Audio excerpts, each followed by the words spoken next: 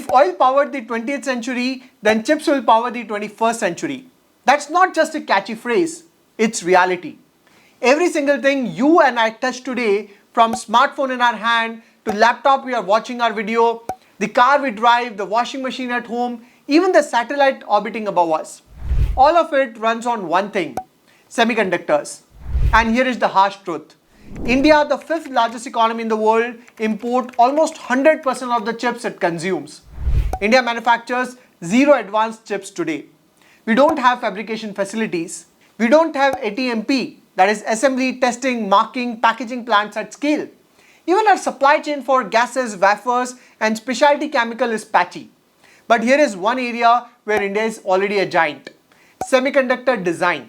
Almost 20% of world's semiconductor design engineers are Indian. That's around 3 lakh engineers working in India for world's top chip makers like Intel, Qualcomm, AMD, Nvidia, Broadcom. They all have large R&D centers in India. In fact, many chips designed for global markets have significant portion of their architecture developed out of India. So India is not starting from zero. We have design capability, talent and domestic demand. What we lacked so far was government push and capital commitment. And that's what is changing now. Finally, after decades of missing the bus, India is trying to build its own semiconductor industry. The government has launched India's semiconductor mission with $10 billion incentive push. Big names like Tata, Micron, CG Power, Keynes Technology are entering the game. Billions of dollars are flowing into fabs, packaging, design and supporting ecosystem. In fact, on 15th August, PM Modi declared that India is now working in mission mode on semiconductors and promised that by end of this year, a made in India chip built in India by the people of India will hit the market. He revealed that 4 new units have received government approval under the India Semiconductor Mission. So the question is, can India really make semiconductors? Can this become our next IT services moment? To get these answers, we'll first understand the value chain of semiconductor industry. Next, we'll look at where does Indian companies stand in the entire value chain. And finally, we'll look at the key risk in the growth thesis from an investment point of view. The risk part is very important, so watch this video till the end. I'm sure this will give you a very good idea on Indian semiconductor industry from investment point of view. But before I discuss further, let me clarify that I'm not an expert in semiconductor sector. I've been following the development and gaining knowledge as the opportunity size is immense. But in case I miss some key points, kindly excuse me. And this video is only to share my knowledge. None of the stock discussed in the video are buy or sell call. Kindly do your own research before investing your money. Before I proceed further, if you have been investing for a while and have a large portfolio of 40 lakh or more, it can get really challenging to regularly keep track and make decisions on your portfolio. That's why Deserve has created the Investment Intelligence Report that includes an in-depth expert-led review on your entire portfolio. I asked Deserve team to send me a sample intelligence report and they were kind enough to share it. The report is quite exhaustive, but let me take you through the 4 important analyses of your investment. So the first is distribution across asset classes. You first see a complete view of your portfolio distribution across mutual funds, stocks and other assets. In this particular case, this is around 60-40 where 60% is mutual fund, 40% is direct stock. Second is fund level performance. The report details your portfolio performance against the right benchmark. So this sample report has got an XIRR of 13%, while the benchmark was up by 16%. So this portfolio has underperformed the benchmark by 3%.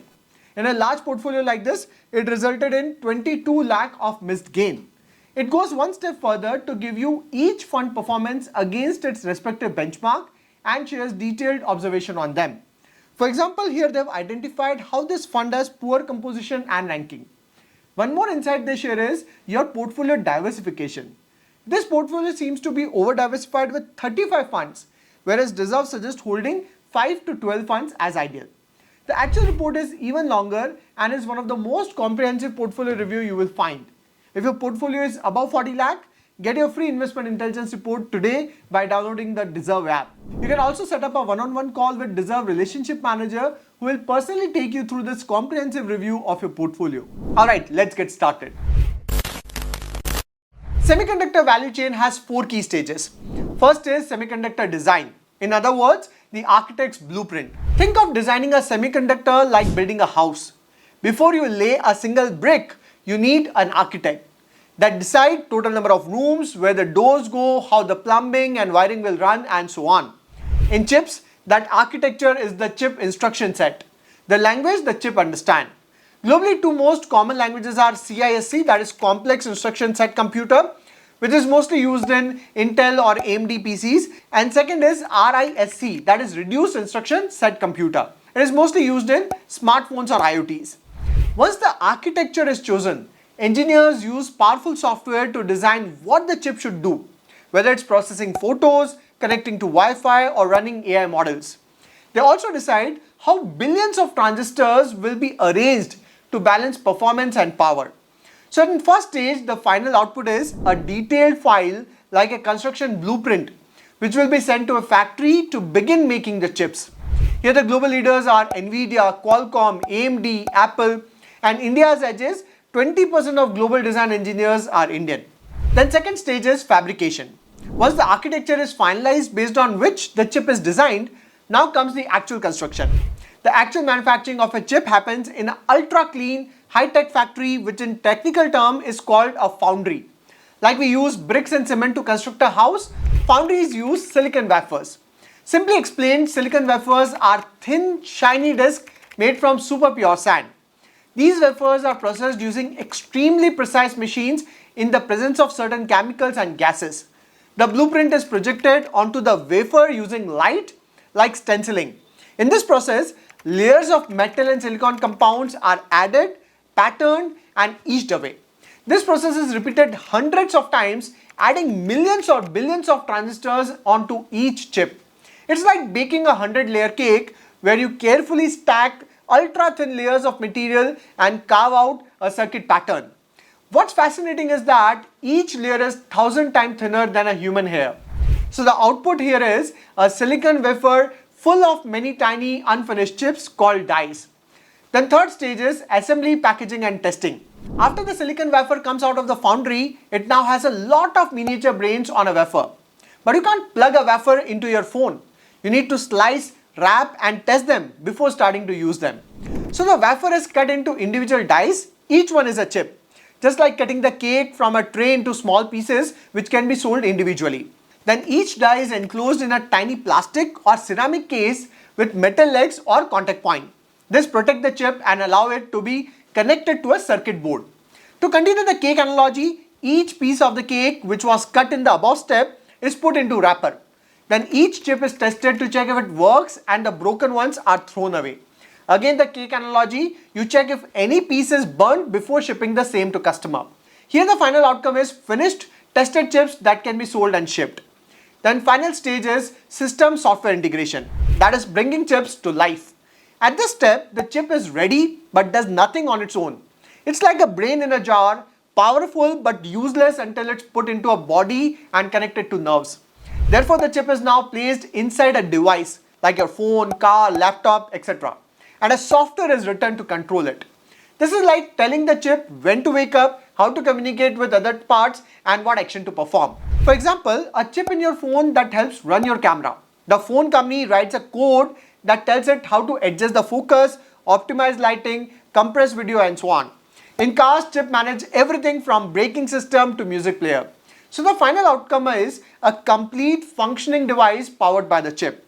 So the value chain has got 4 steps: design, like architect's blueprint; fabrication, like constructing the house layer by layer; packaging and testing, like cutting and wrapping the cake; and fourth is integration, like moving into the house and wiring it with electricity. Now let us look at where does Indian company stand in each of the 4 stages of semiconductor value chain. If you look at the first stage, that is design, India is already a global hub for semiconductor design. Almost every major chip maker has R&D here, plus a growing set of domestic fabless players. For instance, Moschip Technology is India's only listed pure play fabless semiconductor company. Apart from that, there are a lot of unlisted players that are part of various business groups of India like Tata Group. Then of course, you have global MNCs like Intel, Qualcomm, Nvidia, AMD, MediaTek with Indian design centers. Here India's strength is the design talent pool. About 20% of global design engineers are Indian. Then second stage, if you look at fabrication, which is the fabs and foundries, the actual construction, This is India's weakest link so far because building and maintaining a chip fabrication plant is extremely costly, where costs often run in billions of dollars. The specialized machine required are equally expensive and demand highly specialized skill set to operate. Foundries invest tens of billions in cutting-edge technologies. Taiwan Semiconductor Manufacturing Company, that is TSMC, controls more than 60% of global semiconductor manufacturing and global foundries. Earlier, Foxconn announced a joint venture with Vedanta for fabrication unit in India, but later Foxconn withdrew its plan. However, Tata Technology has partnered with Taiwan Power Chip Semiconductor Manufacturing Corporation for a landmark 11 billion greenfield fab in Dholera, Gujarat, aiming to produce 28 to 65 nanometer mature node chips by 2027. This positioned Tata as India's first truly commercial foundry player. Then in third stage, that is assembly, packaging and testing, this is where India is seeing real momentum, since it's less capital intensive than the fabrication. For instance, CAN's technology, which is already a strong EMS player, is now moving up the chain into semiconductor packaging and testing with 3,800 crore capex. Then you have SPEL Semiconductor. This is India's oldest homegrown ATMP, that is assembly, testing, marking and packaging player, based out of Chennai. For years, they have been quietly doing the less glamorous but extremely critical work of IC packaging and testing. Basically taking designs from fabulous chip companies and making them usable. Of course, SPL is still very small in scale compared to global giants, but it is one of the very few indigenous OSAT companies we have in India. In an ecosystem where almost everything is imported, SPL represents local know-how and a foundation we can build on. It may not be a big headline grabbers like Micron, but strategically it is an important piece of India's semiconductor puzzle. Now let's talk about CG Power. Most people know this company as an industrial equipment player. But what is interesting is how it has entered the semiconductor space. Recently, CG Power announced a big joint venture with Renesas from Japan and Stars Microelectronics from Thailand. Together, they are putting in close to $900 million to build an ATMP facility in India.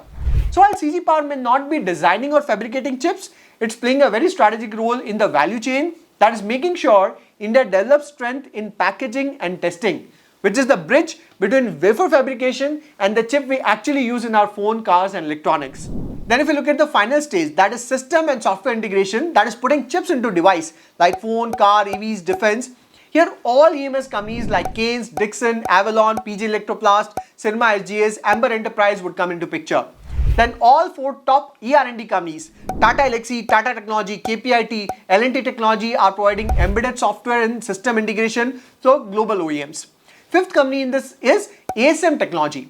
It provides design and engineering services to semiconductor equipment manufacturer.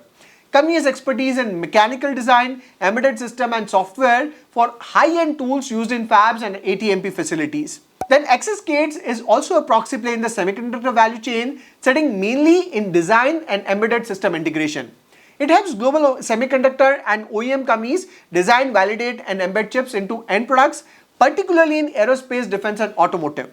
Then Indian OEMs in EV space like Ola Electric, Tata Motor, Mahindra EV, TVS, Ether, they would drive the demand for system-led chip integration. Apart from this, there are many companies that would act as a proxy for growth in Indian semiconductor value chain. These are companies that don't make chips directly, but supply critical input, equipment, services and integration to the ecosystem. For example, one of the great proxies is chemicals and specialty gases. There are many companies working in this domain. For instance, Army Organics manufactures photoresist intermediates and electronics chemical which are critical in the fabrication stage of chips. Then you have Gujarat Fluorochemical and Naveen Fluorine developing high purity specialty fluorochemical. Then Jubilant Ingrevia is working on high purity chemicals for advanced electronics. Then next is your equipment and precision engineering. India won't build EUV machines like ASML, but it can supply critical equipment, precision tools and components. There are many companies in this segment like Jyoti CNC, Mac Power CNC, Thermax, Carbon Inter Universal and so on. So I hope you got a good idea of India's company's position in the entire value chain. Now let's understand the key risk in this growth thesis. So first and most critical risk is execution and yield risk. Building a semiconductor fab is not like building a steel plant or a refinery. Here precision is everything. A fab needs 99.99% accuracy. Even a tiny error, say a 1% yield loss, can wipe out millions of dollars. And here is the tough part. India has zero commercial fab experience. The only exception here is SCL Chandigarh, that is run by Ministry of Electronics and Information Technology, which makes older 65 nanometer chips for defense and space. So when companies like Tata, PSMC set up fabs, the biggest risk is not whether they can build the plant, but whether they can run it consistently at high yield. And remember, even Intel, with decades of experience, stumbled when moving to 7 nanometer chip. So imagine the challenge for a first time entrant like India. Then second risk is capital intensity and financial risk. A single fab costs between 10 to 15 billion dollar. And that's not a one-time cost. You need to reinvest every 5 to 7 years just to stay relevant. Even ATMP plants, which are cheaper, still require billions. So the risk here is, if these projects face delay, cost overrun or weak demand, will promoter keep pouring in capital? Or will they stall midway like we saw in Vedanta Foxconn case? Then third risk here is technology obsolescence risk. India's first fab, that is Tata PSMC, is set to produce 28 to 65 nanometer chip. These are important today, especially for car, appliances and industrial electronics. In fact, they account for more than 50% of global chip demand right now. However, the global semiconductor industry is moving towards 3 nanometer and 2 nanometer technologies driven by demand for high performance chips in AI and data intensive application. In fact, TSMC and Samsung are set to commence mass production of their 2 nanometer nodes. These advanced nodes are crucial for application in AI accelerators, high performance computing and next generation mobile devices. If India continues to focus on mature nodes without advancing to smaller process technology, there's a risk of technological obsolescence. Then fourth risk is supply chain risk. Running a fab is like running a mini city. You need thousands of inputs: ultra pure water, high purity silicon wafer, specialty gases like neon and chemicals like photoresist.